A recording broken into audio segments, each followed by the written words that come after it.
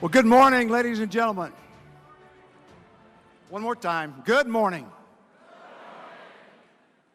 Well, on the eve of the Air Force's 72nd birthday, it is important to remember where it all began.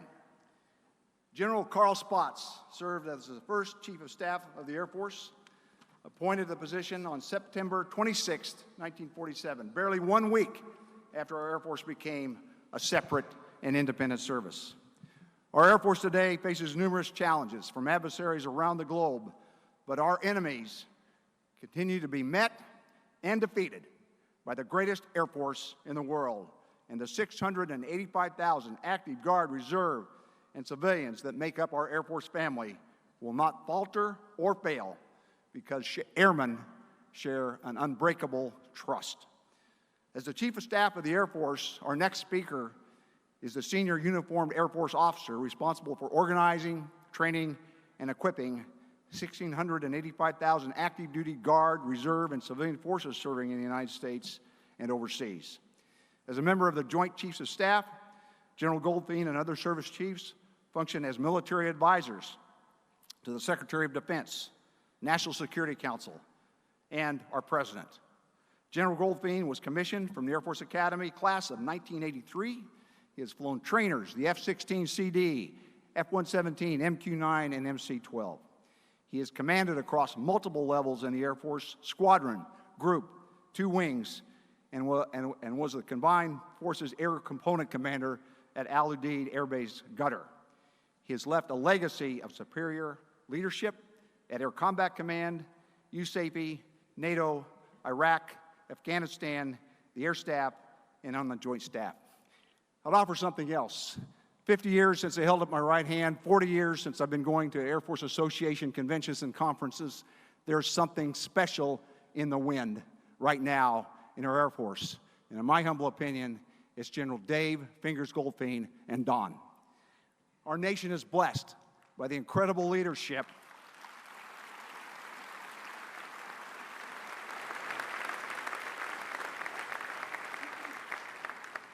Our nation is blessed by the leadership and the incredible warrior statesman that is General Dave Fingers Goldfein.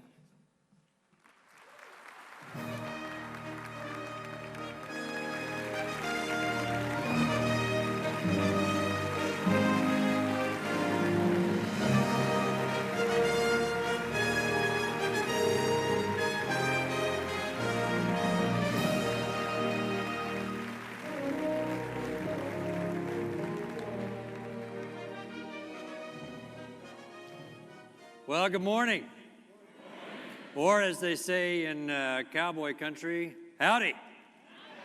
Not a bad game Sunday.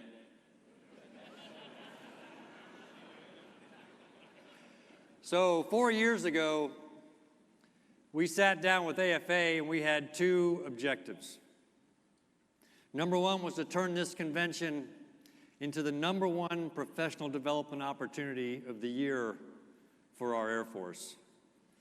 And the second was to bring so many airmen to this convention that we were going to bust out of the Gaylord. And I want you to look around at this room. I think we've got there.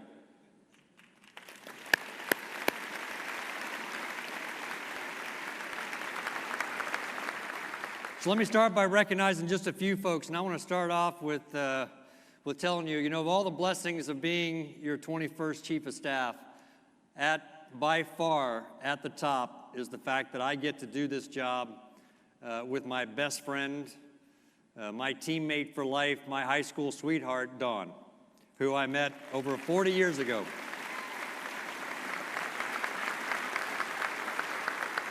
So like many of our spouses, Dawn's moved 21 times.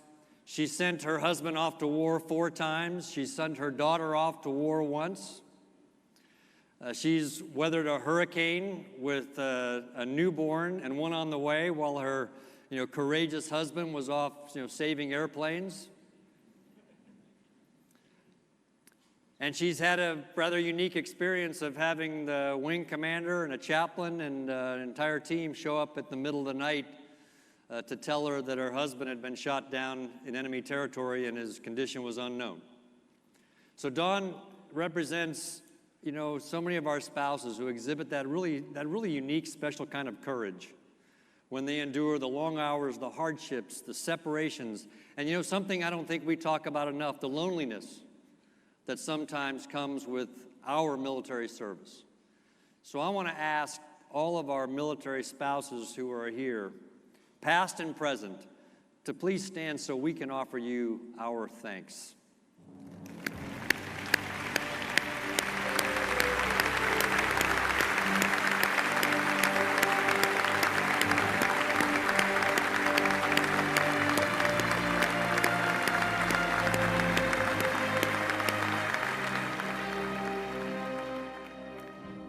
I want to thank the Air Force leadership. I will tell you that this team that we have of MAJCOM commanders and our air staff is second to none. And I will tell you, as the Chief of Staff of the Air Force, what a blessing it is to have these incredible leaders. And Acting Secretary Donovan, I want to thank you for stepping into the breach over the last 4 months. Thanks for your words yesterday and for keeping the trains on track and keeping us moving in the right direction. Mr. Secretary, thank you. It's been an honor to work with you.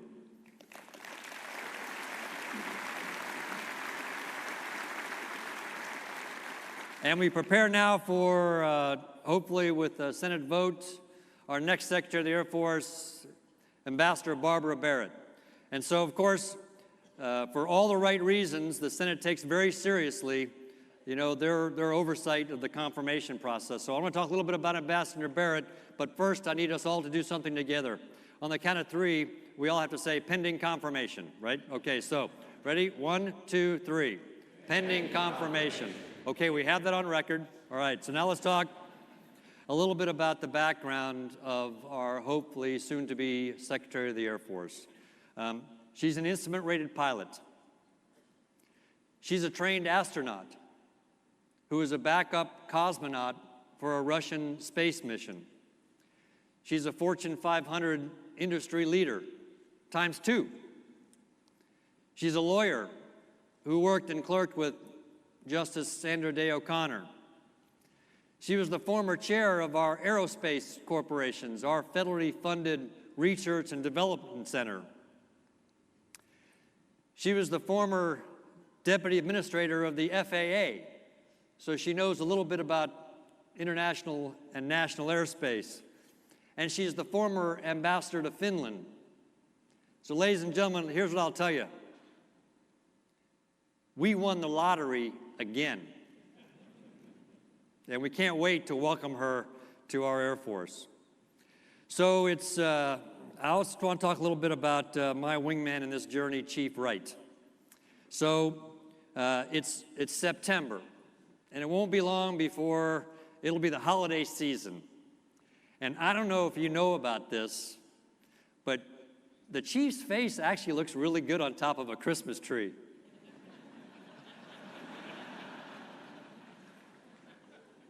So I'll tell you, the Chief has connected with airmen. And I'll tell you, one of the reasons he's connected with airmen so well is because he's the real deal. And I'll tell you my favorite Chief Wright story. So we're in Bagram, and we're over there during the holiday season last year and spending it with the troops. And the folks are just lined up to get a picture with their Chief Master Sergeant of the Air Force, right? And this airman is just, laser focused on the Chief walking, and he's not taking his eyes off of him, and he's over there, and he looks over and he grabs my arm without looking at me, and he hands me a cell phone, right? And he says, quote, he says, "Dude, can you take a picture with me and the Chief?"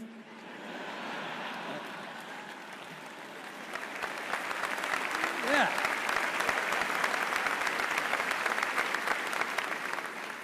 I said, absolutely. So we walked up to the Chief, and of course this kid still not figured it out, right? So I get to the Chief, and I got OCPs on, right? So I got my rank right here, and I said, okay. I said, focus right here.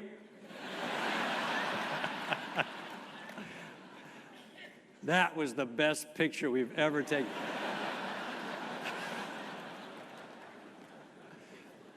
And a thanks to our incredible airmen. You are the greatest treasure in our nation's arsenal. And it's our job as leaders to take care of you. And so thank you for taking the time, and thank you for your wing commanders especially, who came here and brought their airmen to expose them to this incredible, once-in-a-lifetime professional development opportunity. It is an honor every day to serve as your chief. I also want to recognize our Gold Star families.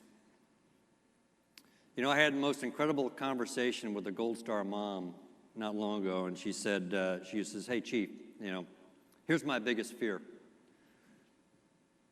Don't let my son die twice. First, on the worst day of my life, and the second, when you stop remembering and saying his name. We as an institution have an obligation to make sure that we never forget, that we always remember. And so I want to highlight one particular family that's here, the family of Staff Sergeant Dylan Elchin. So we lost Dylan in 2017 in Ghazni, Afghanistan, to an IED. And this is the picture on the right, the special tactics community, you know, they do a march from San Antonio to Hurlburt Field. And this is the last mile of that march that we did for Dylan. And my commitment to the family, to Donna, to Ron, to the brother, to grandfather Ron, I'm here to tell you, we will never forget Dylan, and we will always say his name. And the reason I know that is the leadership of his squadron is here. Lieutenant Colonel Greg Walsh, Chief Jason Payne, and several of their teammates. We will always keep you in our hearts, and we will never forget. Would you please stand so we can recognize you?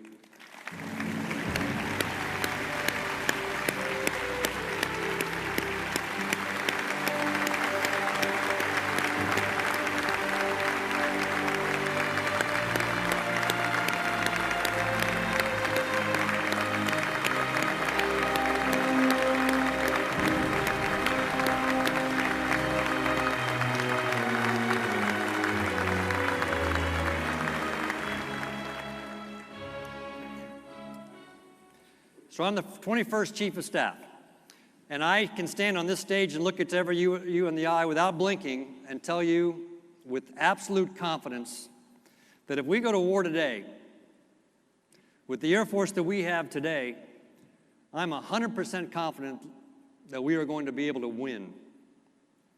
It's going to be hard. It's going to be bloody. We're going to lose some folks, but I'm confident that we'll win. And the Air Force that we enjoy today is actually the Air Force that was built by our predecessors, such as the time phase associated with building an Air Force. So if we go to war today, we're actually going to go to war with the Ryan Jumper Mosley Force. And I spent a lot of time thinking about Chief 24.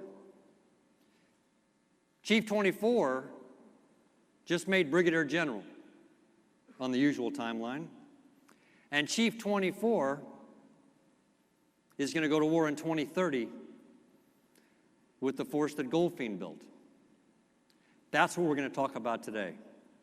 What is the Air Force we need in 2030 for that chief, for her or him to walk up on this stage and have the same confidence that I have based on the work that was done by my predecessors? So to give you a little peek into the areas of investment that we have going forward, I asked the team to put together just a short video. So let's run that.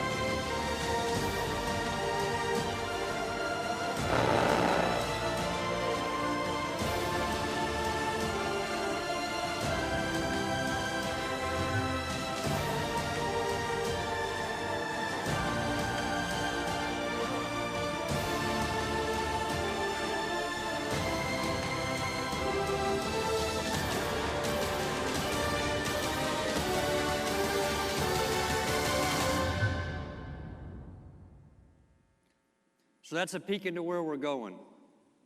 But let's spend a few minutes talking about where we've been. So 4 years ago, I walked out on the stage and I walked us through 3 primary areas of focus, and it was all oriented towards one target that we all have been aiming on. And we have been relentless about driving forward towards this target the entire time: joint warfighting excellence.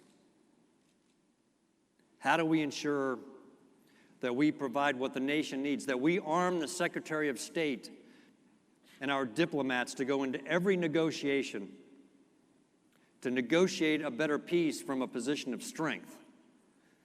Because at the end of the day, that's the purpose of military power. We don't necessarily want to fight, but we know that the best preparation and the best deterrence is to ensure that we have the military capable to win if called upon. So let's talk a little bit about this journey that we've been on over the last 4 years, and most importantly, let's talk about what we've learned along the way. So we started this journey focused on fixing our fighting formation, our fundamental fighting formation, which in the United States Air Force is a squadron. And I will tell you, I think we hit a nerve on this one. And we started this conversation on a foundation of trust, that the chief and I absolutely, completely, without hesitation or reservation, trust our command teams to get after the mission and get after taking care of people. And because we trust them, it allows us to push decision authority back down where it belongs. And this is more than just doing it because it's the right thing to do. This is actually a joint warfighting imperative. Because I can't expect a squadron commander to be making decisions, taking risk forward when I deploy that individual to Estonia or Poland or somewhere in the Far East if I'm not demanding the same thing at home. And so we have successfully over time pushed decision authority down based on this foundation of trust. And because we trust commanders to know what to get after in their squadrons, how to build readiness, how to build resiliency, we're also pushing resources down where it counts. Because when I was a squadron commander, I was given room to run. And I knew what my squadron needed. And I knew what the obstacles were and the irritants were. And so we're pushing money directly. We pushed $70 million directly into the accounts of squadron commanders and wing commanders, and gave them room to run to spend those resources on the innovative ideas that we know our young airmen are coming up with every single day. So hopefully what's resonating when we hit this nerve is that we're putting our money where our mouth is. And we talk about trust and confidence. It's more than just names and labels. We're actually taking action. And when I go out and the chief and I go out to bases, I love asking 2 questions to every airman I meet. The first question is, what brought you in? What's your story?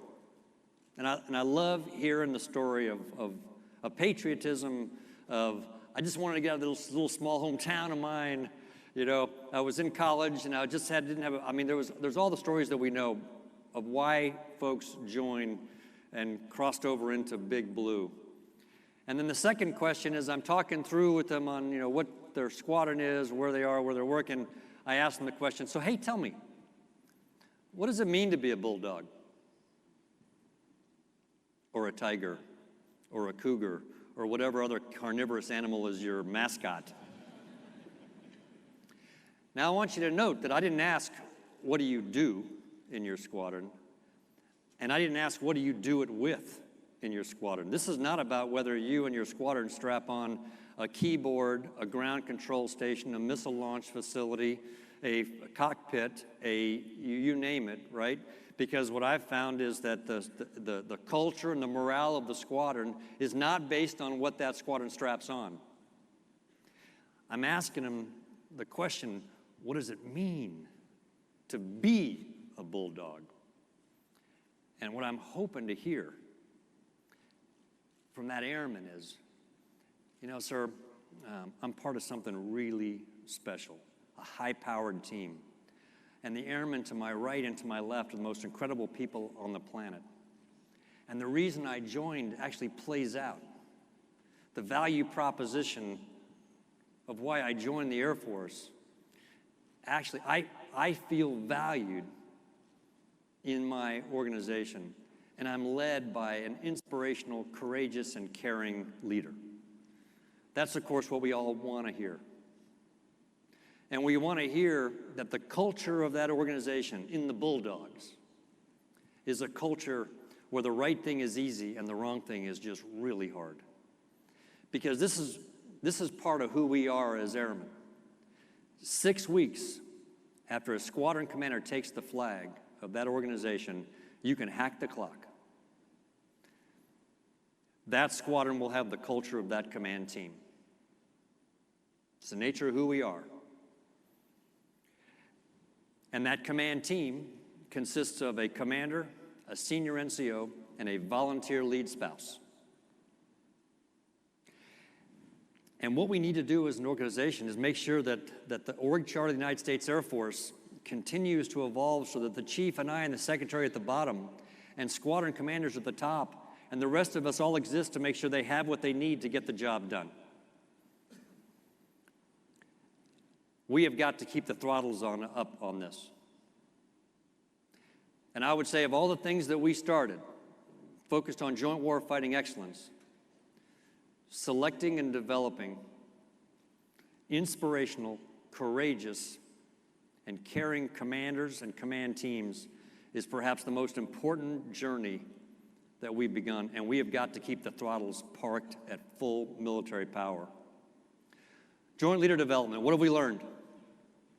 Well, we learned that joint leader development actually begins with talent management. And so I sent a team out to survey the force, 35,000 interviews, looked at every base, came back, squinted with our ears, listened to the force, and what we came back and understood was that a common understanding of our Air Force of what we value as an institution, what incentives we put in place, and then how we compete, the officer corps and the NCO corps, against those values was a bit murky. And so therefore, trust and confidence in our officer corps and to a certain extent our enlisted corps actually were farther ahead because of the work of Chief Wright.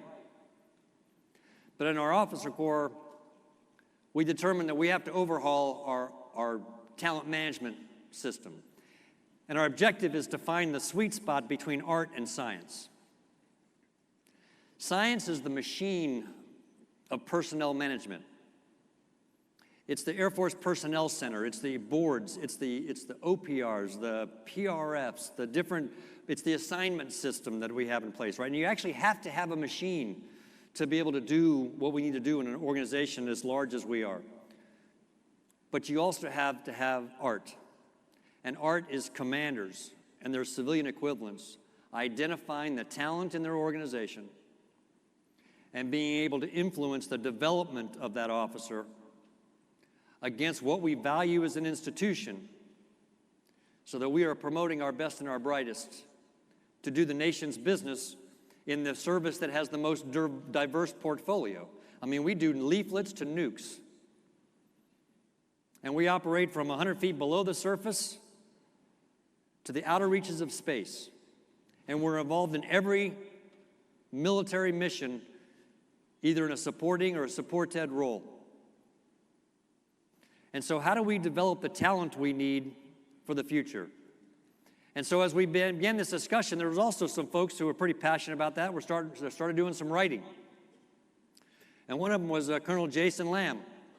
And Jason was writing some articles on our talent management system, and you may know him as Ned Stark. So Ned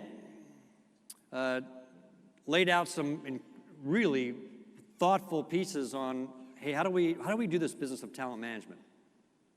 And so tomorrow at 15:45, he and Lieutenant General Kelly will be on the stage, and I encourage you if you can be there, because they're going to walk you through all the elements that we're working through now on our overhaul of officer talent management. And I think, Jason, you here? Ha, nice job. Thanks for what you're doing.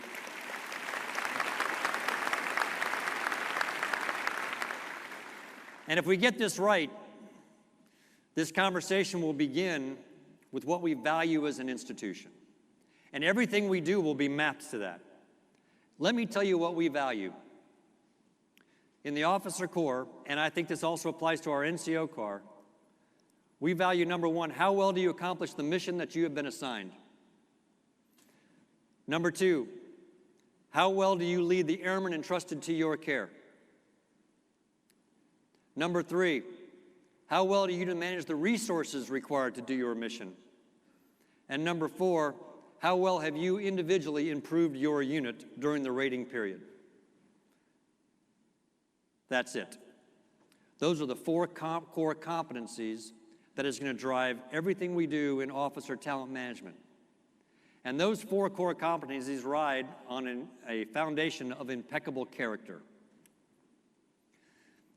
It's absolutely appropriate for the American people to expect you and I to be men and women of impeccable character. We, along with our Navy teammates, are responsible for the most destructive weaponry on the planet. It's appropriate for them to hold us to higher standards. And for leaders and developing leaders, of all the things that we do as airmen, working on this journey of impeccable character is perhaps the most important that we ever do. So we're about to come to closure on our summer discussion. We have the wing commanders, 280 strong, who are all going to be here on Thursday. We're going to get the final feedback from the discussions they've been leading, because you don't lead an overhaul of a talent management system from the top down. Commanders have got to own it at every level. So we're coming to closure on the discussion. We'll make our modifications, then I will make a recommendation to the Secretary at the end of this month. Why is this so important? You know, as senior leaders, we only actually leave one real legacy that's lasting. And that's those who we raise to replace us and the investment we make in them. So we got to get this right. And what have we learned on multi-domain operations and the C2, the critical command and control that we require to get after it? So as a brand new chief, my first year, I hosted my first Corona when we got together with all the 3 and 4 stars.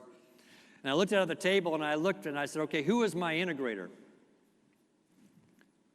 Who is the one at the table who actually can take and look across leaflets to nukes, across the entire portfolio of all the missions that we perform? Who is the one who can actually integrate and design and build a blueprint for a future force that we need to be able to fight and win in 2030? And it didn't take me long to realize as I looked around, it was me. The way we were organized, I was the first level of complete total force, one Air Force integration. And I will tell you, that's never going to work. Because by the time it got to me, it was pretty much already baked. And so it became clear to me that we were organized to perpetuate, not innovate. And so therein lies why we did some pretty, and I'm not a big fan of organizational changes to fix things, because you got to first start with a problem statement. So we worked our way through the ConOps first, and we reorganized the staff, and we pulled the A5 and the A8 apart, and we stood up an organization called the Air Force Warfighting Integration Center. And they became the lead for integrating and designing the blueprint of a future Air Force. And we put some of our most incredibly talented folks in it, starting with Lieutenant General Tim Fay as the A5, Major General Mike Fantini as the head of AFWIC. And if you haven't met him, not sure he's here, but Brigadier General Q Highnote, who is the E.F. Hutton, for those of you who are old enough to know who that is, of our Air Force. I mean, when he talks, everybody listens. And they got after design. And their first task was to answer a question from Congress, which is, what is the Air Force we need to be able to effectively execute the missions of the National Defense Strategy to moderate risk? It was a good question. And they, along with Kevin Williams and the A9 team, got after it. 2,000 iterations, looking at every force element, everything back and forth, and that's where we came up and delivered to Congress that the Air Force is too small for what the nation is asking us to do, and we need to grow to 386 operational squadrons. More important than the number, though, was the new dialogue we were having. because for the first time in years, we went to Congress and started a discussion on the Air Force we need, not just the Air Force we can afford. Every committee chair and every defense committee included this in their opening statement. The President committed to this in his address to the cadets at the Air Force Academy. And we're on track now to getting this written into law in the 20 NDAA. That was task number one. We had our own version of night court. And we ran it a little bit like a nuclear certification, right? I remember as a young captain going to watch my first one, and there was this, old crusty wing commander, had one good eye, right? Scar across his face, shriveled up old guy. Now the wing commanders are all tall and debonair, right? This guy, when I was a captain, was just, he was near dead, right? And I remember him with a cigar, and he looks at these two, F-111 crew at the time, and he looks at him and with this, one eye, he says, he goes, how many people you think are gonna die in this attack? And I remember the pilot looked at him, he says, well, sir, two for sure. And that wing commander just busted a gut. He said, okay, you're certified. Get out of here, right? Okay, so we had our own little nuke cert, right? And so we looked at, and we wire brushed every program in the United States Air Force. And we graded that against the National Defense Strategy. And as a result, you're gonna see some of the largest movement of resources as we deliver 21 in probably the last 2 to 3 decades on building the Air Force we need to do multi-domain operations. But here's the other thing we learned. This whole thing called multi-domain ops, man, it's hard to get your mind around. I don't know how many times I've talked about it with groups, and we all leave, and after I get done, they go, yeah, I got it, and we're all running for the door, and everybody's ready. And then it doesn't take long to go, okay, what exactly was he talking about, right? So we're gonna have a little fun now. So I asked the team to pull together an operational vignette. And I'm gonna transition now for just a few minutes to a script. And this is one of those points in the speech where it's high risk, high reward, right? Because, once you start writing a script and having a video go along with it, this is gonna work either really well or really badly, right? All right, but what I wanna do is I wanna walk through this script because it's important for us to leave here understanding what are we aiming at?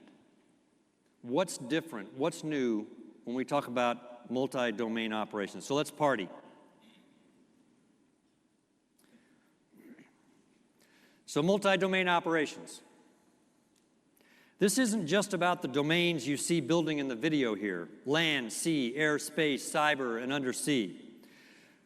Nor is this just about executing operations across these domains. We actually already do that now. Where we're going is to use dominance in one domain or many, blending a few capabilities or many to produce multiple dilemmas for our adversaries in a way that will overwhelm them. This is where we're going. But I want to make the case for why it involves all of us gathered here today, for airmen, joint partners, allies, and why this is a call to arms. First, we're seeing the international order and threats change. And while we still need to maintain campaign momentum against violent extremist organizations, the world is shifting towards new actors and more complex threats.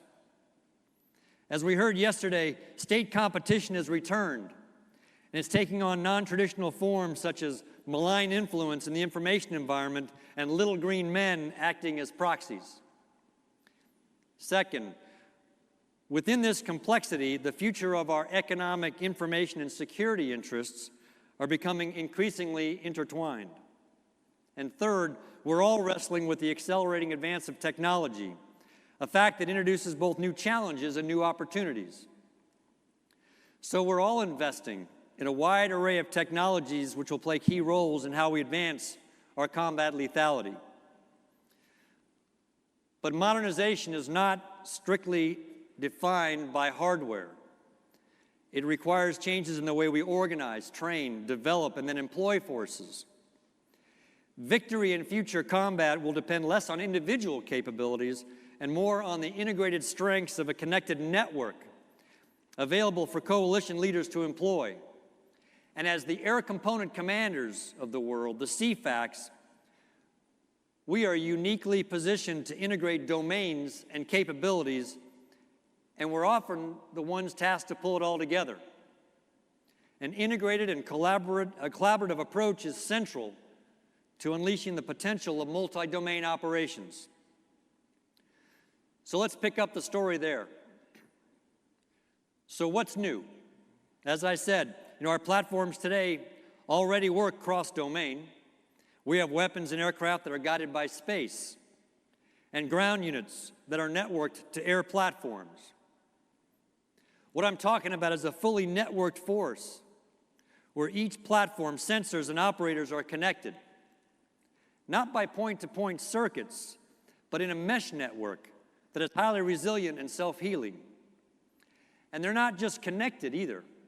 They're a command and control system that automatically pairs the right sensors to the right targets, fusing data from all platforms and sensors, identifying and refining targets automatically, and allocating weapons to targets, allowing us to converge effects in a synchronized and simultaneous manner. So let's now play this out in an imaginary world. Here's our scenario. Gamma Republic is in the center, who is an adversary with expansionist claims to a peaceful nation in the south, Alpha Land. Alpha Land is blessed with rich natural resources, a deep water port, both of which the Gamma Republic has long desired. In order to assert itself as a regional leader, the Gamma Republic has militarized an island offshore from which they can threaten maritime commerce.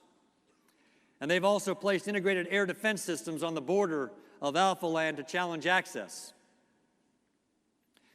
But the story begins not with an outright assault, but when disaster strikes. A massive earthquake rocks Alpha Land, causing devastation to the local infrastructure. Local emergency services spring to action, but are overwhelmed by the amount of damage and need for assistance. With local and national government unable to deal with the crisis, they make a formal request for international relief. Embedded in this disaster is an opening for bad actors to take advantage of a weakened neighbor. And into this chaos, under the guise of humanitarian relief, proxy forces from the Gamma Republic move into Alpha Land.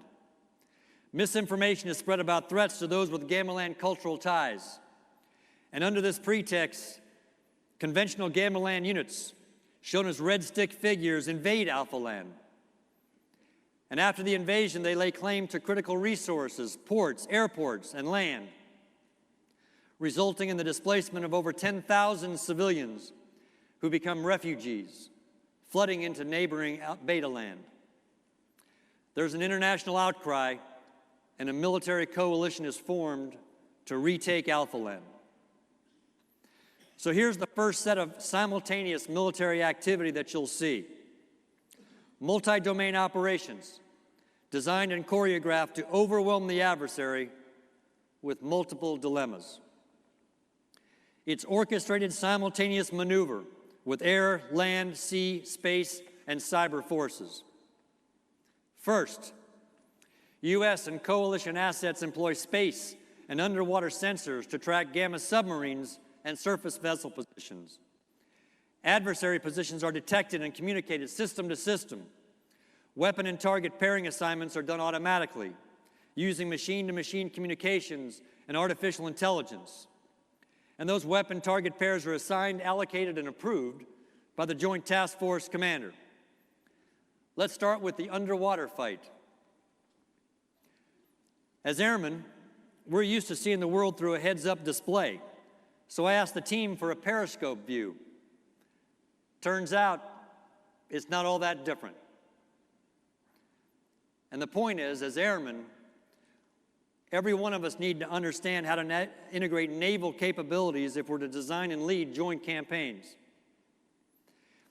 In this scenario, underwater threats are eliminated, enabling friendly surface vessels to push further in to support operations in other domains.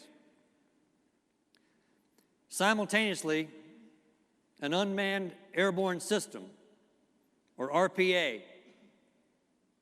is surveilling the Gamma Republic Island to locate and fix military assets. Cued by subsurface and space assets, a bomber targets the final Gamma Republic submarine guarding the island, while a surface naval combatant engages the integrated air defense batteries with precision weapons, and air assets strike the surveillance radars. This combined and simultaneous effort opens sea lanes and enables further coalition ingress into Alpha Land. At the same time, above the Earth, coalition space sensors are networked together to get near continuous global coverage. They detect 2 Gamma Republic satellites maneuvering into position directly below and adjacent to friendly communication satellites. And while they're showing hostile intent, neither Gamma Republic satellite has taken offensive action yet. At this point in the land campaign, the coalition is now highly mobile, building the enemy target deck. And while the adversary assets are in space or maneuvering, far below, coalition special operations units were securing key terrain, enabling an amphibious assault to take over the port and recapture the airports. Their communications rely on 3 satellites, 2 coalition satellites represented in green, and 1 U.S. satellite in blue. Suddenly, a U.S. satellite loses effective coverage, reducing the ability to communicate with forces in that area.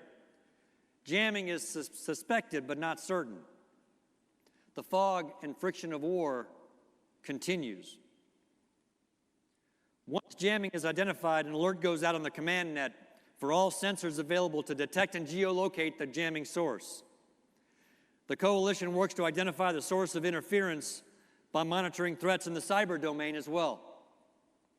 So the command and control net orchestrates space, air, land sensors to refine the possible emitter estimates in time for an unmanned asset overflight.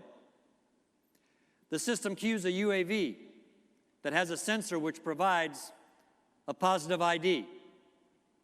And once it confirms the threat location, the command and control system pairs a nearby artillery unit to destroy the target.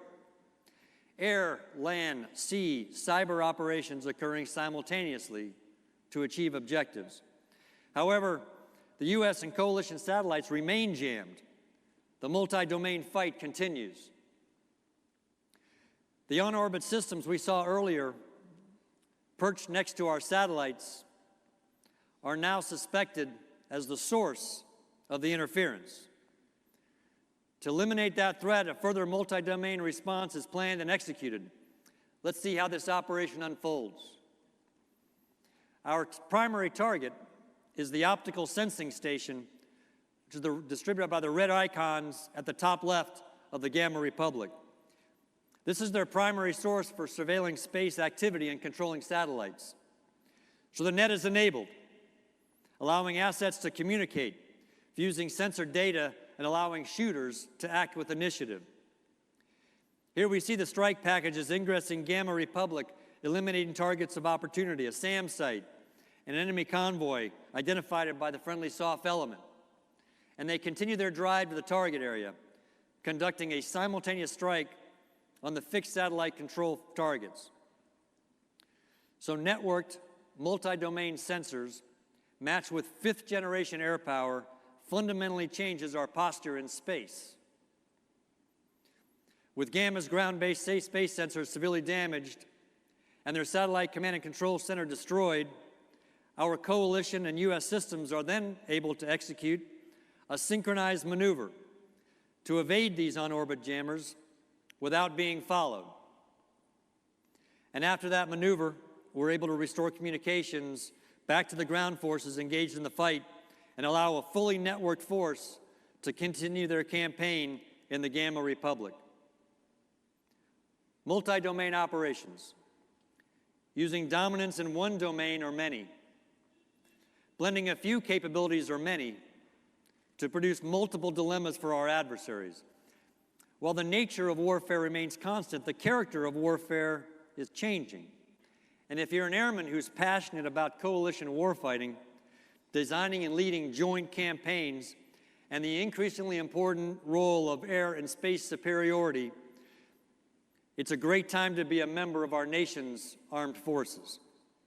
And if we've done our job right as leaders, organizing, training, and equipping our service for multi-domain operations and the C2 that's required, and selecting and developing the leaders needed for this future fight, our airmen are going to excel at multi-domain ops because we'll have built it into every exercise, every war game, and home station operations.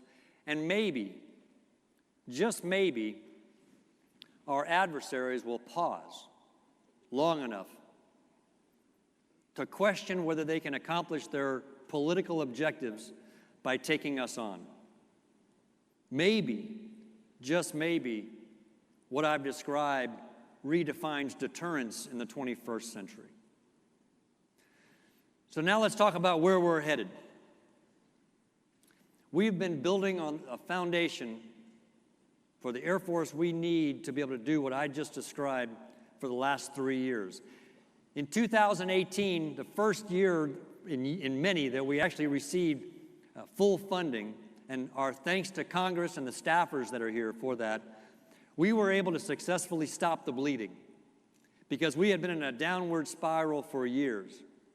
In that same year, in 18, two key products were produced: the National Defense Strategy and the Nuclear Posture Review. The last version of the National Defense Strategy I saw as chief was version 67.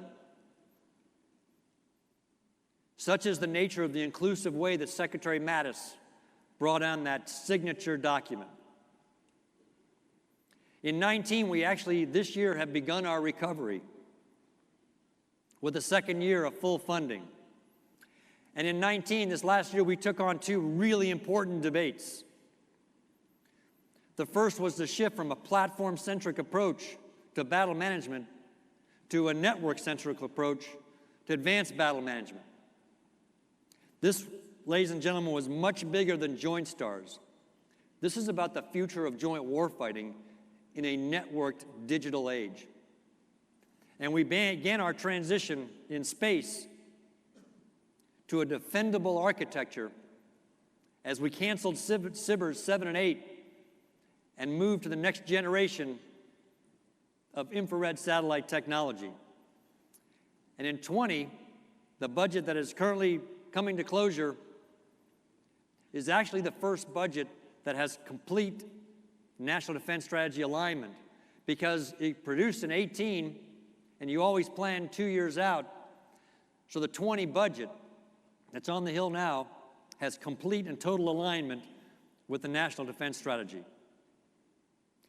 This is going to be as hard for us culturally as it is technically to shift from a platform-centric orientation that we all grew up with to a network-centric orientation. Let me just try a little thought experiment to make my point. Let's bring up today's Air Force. So I stand here today as the 21st Chief and tell you that this is one hell of an Air Force. And it's why I can stand here with confidence and tell you if we go to war, we're going to win. Now take down the slide. By now, every one of you has found your happy place. You found some platform, sensor, or weapon on that slide that has helped define your career. And the question for us is, can we look beyond the devices? Can we look beyond the trucks?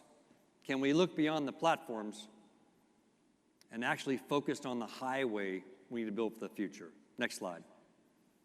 So this is the Air Force that Chief 24 will inherit if we ever keep everything on track. It's one hell of an Air Force. But there's a bit of a story here. Look at how much is still there. So the question for us today is, I don't actually know, standing here today, what's going to go in the bay of that B-52 or that X-37 or that F-35 connected through advanced battle management in 2030. Nor do we have to. I know this for certain. It's in the mind of an airman in this room. Our job is to connect them. Our job is to build the network and to build the highway that these platforms and sensors and weapons are going to ride on to be able to do the work that I just described. The smart kids in 1982, when I was in my 5th year at the Air Force Academy, got a Rubik's Cube. Anybody play with that? You know how many options you can present in a Rubik's Cube? There are 43 quintillion options in a Rubik's Cube. So I want you to think about every colored square on a Rubik's Cube as a platform, a sensor, a weapon, a coalition teammate, a partner, a domain. The question for us today is, how do we present 43 quintillion options to future warfighters so we can throw so many dilemmas at an adversary that they choose not to take us on? I was out in Silicon Valley and I was meeting with a number of heads of the big Silicon Valley software companies, and they said, I was a senior military guy, and they said, hey, Chief, so tell me, why are you here? I said, well, I'm the chief of staff of a garage startup, Orville and Wilbur, right? 2 bicycle mechanics, okay? So we're a garage startup, right? And today we're sort of a hardware company, platform, sensors, and weapons. And I'm here because our future's in software. It ain't going to be the device that wins. It's going to be the app. And the question for us is, how do we build the highway to be able to work it? Of all the domains that we have to dominate, and when you and I walk into a room and they see our uniform, most of our international teammates, joint teammates, many of the American people, they actually don't know what our badges mean. These are really important to us, and they're part of our culture. But they don't really know what our tribe is. When they see this uniform, what they expect is that you and I own the high ground, and that we're equally passionate about air and space superiority. And what every war game that AFWIC run told us is that if we're going to win, you got to win first in space. But make no mistake, I'm one who'll stand here today and tell you that if in fact a war extends or starts in space, because there's no such thing as war in space, as General Raymond has taught us, right? There's just war. If a war starts or extends in space, everyone loses.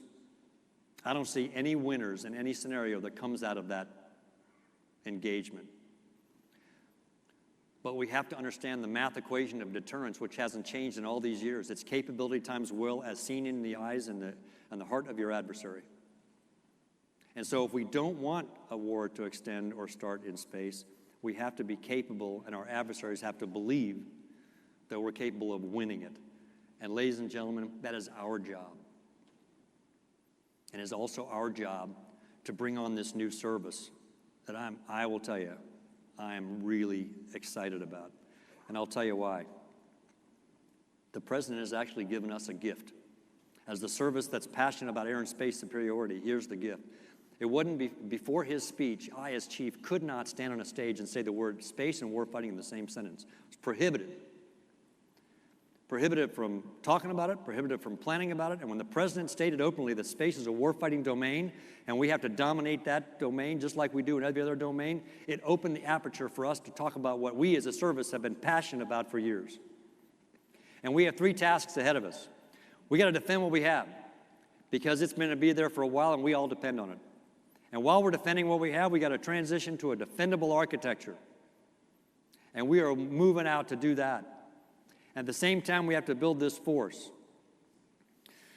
And the reason I'm excited about the Space Force as a service within our Department of the Air Force is because we're being given the opportunity to build something really positive. And we have got to find the sweet spot, you and I, because most of the Space Force will come out of our service with our joint teammates. Here's the sweet spot we got to find. We got to build this service on a foundation of trust and confidence, while at the same time allowing enough room for this service to develop its own unique culture. So that as we organize, train, and equip and present ready forces to the combatant commander, we present forces that are space smart across all of the services. Here's what winning looks like to me. A mission commander walks up on the stage at Red Flag and briefs his or her mission. And they start with the space warfighting integration, cyber warfighting integration, and then throughout the rest of their mission, and everybody goes out and they execute. Here's what losing looks like. That we allow space to be separated as we build a separate service. So we got to find this sweet spot and make sure that space is integrated and remains integrated in everything we do. And I will tell you, as someone who, like all of us, is passionate about space superiority, I could not be more excited about our future. When history looks back at this time, and all the books are written, which they will be written, here's what I hope they will say. You know, there was one organization that put its head down and just kept driving forward against the president's stated intent.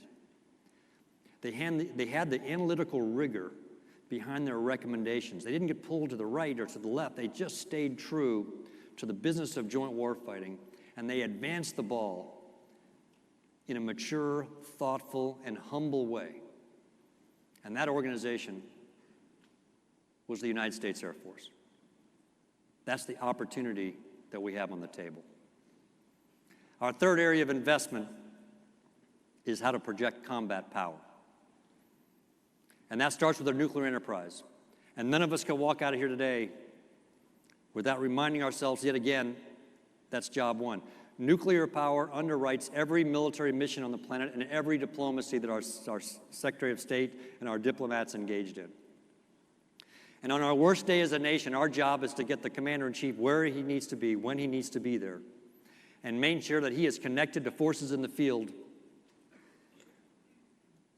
to be able to execute operations in support of General Hyten if called upon. But we also have to have told targets at risk anywhere on the globe at a time and place of our choosing. You know, I joke and say, if I see one more, picture of a country with a big red dome over the top of it, I'm going to execute ChokeCon on the slide builder. They can't put a big dome block of wood over their country. The best thing they can do is put a block of Swiss cheese over their country, because there's holes in it. And guess whose job it is to know where those holes in and how to get in? It's our job. It's our job. So you will see a significant investment in our 21 budget going forward in our portion of the penetrating joint team, so that we can do the 5 Ps of future air superiority, which is to penetrate and then persist once you're inside of enemy airspace, and then protect yourself and everything else that's inside in all domains, and then proliferate, because what the enemy may see as one may actually become many. And finally, punish by holding every target at risk that we need to hold at risk. A significant portion of this penetrating force is our cyber warriors and the business of information warfare. And so along with the A5 and the A8, we also combine the A2 and the A6 and marry that up with the N2 and the N6. And we are now combining 24th and 25th Air Force into a single numbered Air Force focused on the business of information warfare. Cyber, ISR, electronic warfare, information operations. And it will be commanded by a 3-star. And recently announced, up for confirmation, Lieutenant General Hawk, Tim, where are you? Will be the commander of that organization. One of our smartest cyber intelligence officers that we have in our Air Force, focused on the business of information warfare and our responsibility of contributing to cyber operations. And we have to assume that our logistics will be under attack, and we have got to be able to move to win. That as a land-based force, we can no longer assume sanctuary in any of our bases. That we have to be agile that we have to be expeditionary, and that we're able to accomplish the 5 key tasks of a deployed expeditionary wing commander: establish the base, defend the base, receive follow-on forces, establish your command and control, and fight that base in an environment where you're likely to be taking losses and you'll be cut off from higher headquarters based on network attacks. And so our return to our expeditionary roots continues. And so now we will shift from the year of the defender to the year of the integrated base defense. Because as a land-based force that has to protect some of the greatest treasure in our arsenal, we have to be the very best in the world at integrated base defense. So we have been building the foundation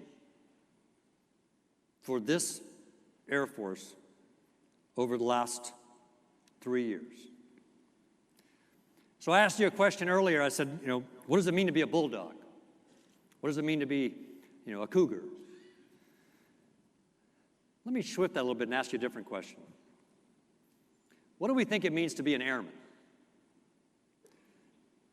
Let me offer you a few thoughts. I think it means we're all part of something much bigger than ourselves, and that we take serious our oath to support and defend the Constitution against all enemies, foreign and domestic, and that we will preserve this experiment called democracy. I think it means we're passionate about owning the high ground, and we understand what the nation expects of us. I think it means we know that we have to be men and women of impeccable character that are entrusted with the lives of America's sons and daughters who come and join us. I think it means we understand what we value as an institution in terms of core competencies.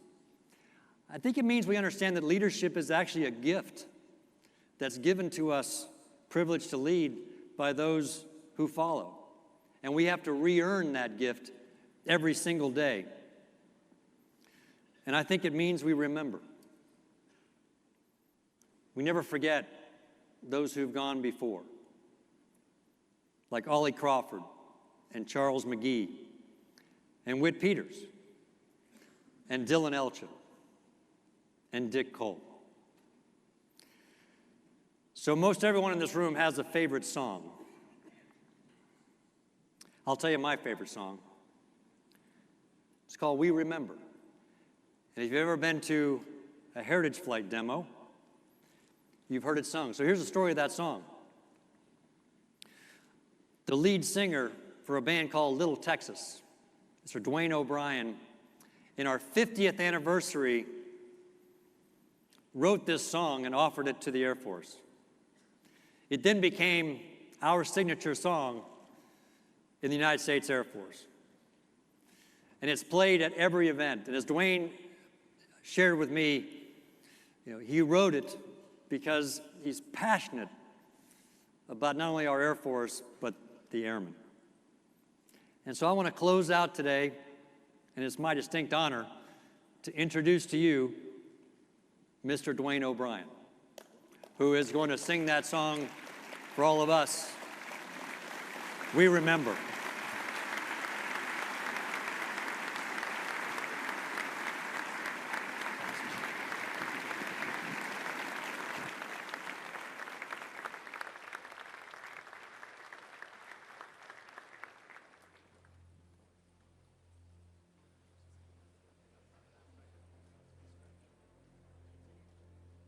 To those who had to fly and fight, who have served their country in the sky, with a grateful heart and watchful eye, we remember.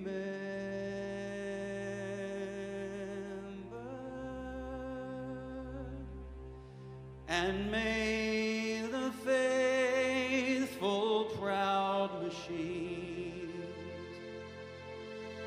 who bore the sword of freedom on their wings,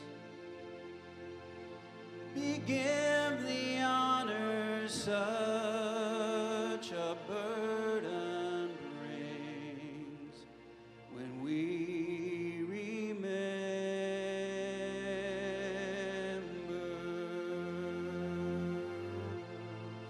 Keep them flying, keep them flying, so that all who see them will know that our freedom was won by the blood that flowed.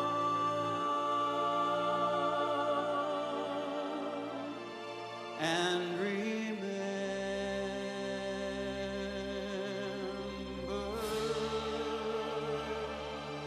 with a place of honor so deserved, for white flesh and blood and steel have earned, but may the greatest glory be reserved for the colors they so bravely serve.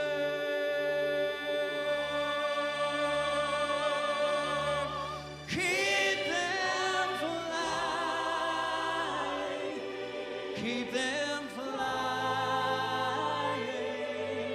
so that all who see them will know that our freedom was won by the blood that flowed.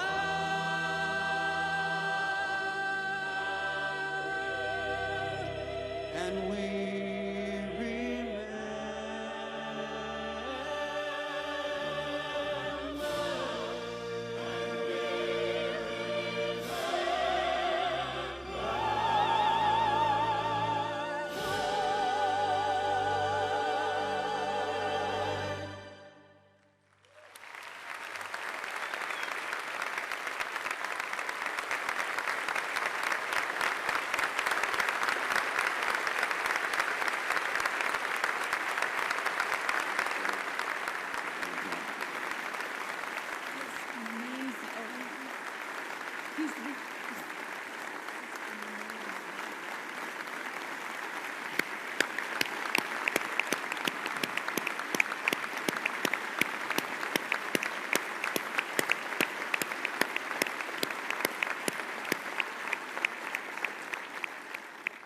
Ladies and gentlemen, this is our Air Force. May God bless this nation that we love, this experiment called democracy, and those that have and always will stand shoulder to shoulder to defend her. God bless you all. Thank you very much.